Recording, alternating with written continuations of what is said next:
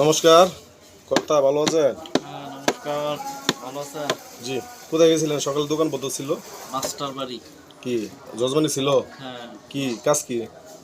পূজা ছিল। পূজা করে আসছেন কখন? এই তো কিছুক্ষণ হয়। দোকান খুলছেন 10 মিনিট হয়েছে না? হ্যাঁ, শরীর অবস্থা এখন কেমন? আছে মোটামুটি। ভালো। এই তো যাই হোক, নাও নাও 20 টাকা। কথা বলেন। কর্তা, জি আপনি বলেন। দোকানে চাইলে আছে? হ্যাঁ, চাউল আছে। অরিজিনালটা 65 কেজিটা আছে? আছে।